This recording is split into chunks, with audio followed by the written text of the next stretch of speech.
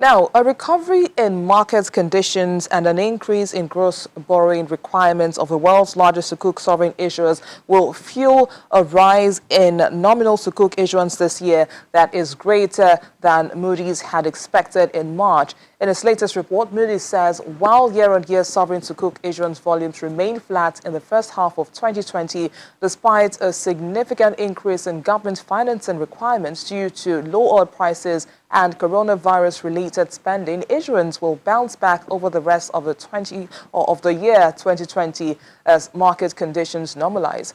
Thaddeus Best, a Moody's analyst and author of this report, joins us now to discuss more about this report. Good afternoon, Thaddeus. Thanks for joining us on the program. Now, let's begin with you telling us what are the key findings of this report. Good afternoon. Thanks for having me. So I think in terms of the performance of the sovereign Sukuk market, what is interesting is we find that Sukuk issuance volumes, sovereign Sukuk issuance volumes, did not increase significantly in the first half of the year. And that's despite the fact that government borrowing requirements did increase very sharply as a result of the both the drop in oil prices and also the additional coronavirus-related spending that sovereigns have been undertaking recently. So overall, we saw Sukuk issuance at about $32 billion from governments in the first half of 2020, which is roughly the same level as it was in 2019. Now, at the same time, we estimate that the combined fiscal deficit of all of the major Sukuk issuing sovereigns will increase by about $94 billion this year, compared to our earlier estimates prior to the coronavirus outbreak. Now, we think there are several reasons why Sukuk issuance has so far lagged the increase in government borrowing requirements. Firstly, on the demand side, banks in the Gulf, which are a major source of demand for Sukuk instruments, experienced elevated liquidity pressure, both from the coronavirus outbreak and also the decline in oil prices.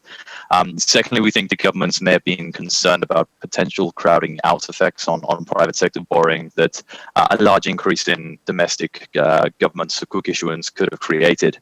And I think indeed for those sovereigns with liquid government assets, like, for example, Saudi Arabia, the spike in borrowing costs between March and April would have very much increased the attractiveness of drawing down liquid assets compared to, say, for example, debt issuance or Sukuk issuance. Now, for sovereigns without sovereign wealth fund assets like Turkey, central bank lending facilities have also been an alternative source of expedient financing for the government. And finally, there's the additional complexity of Sukuk issuance.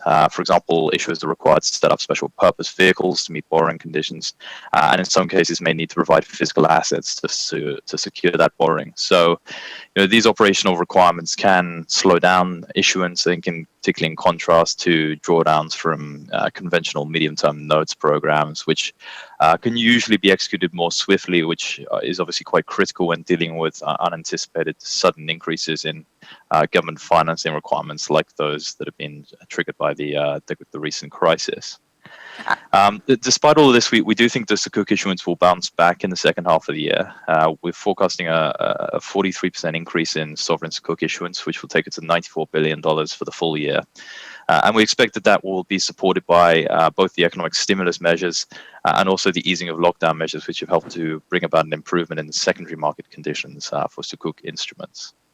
At the same time, monetary stimulus measures that have been implemented by central banks across the GCC should help to free up liquidity across the banking system.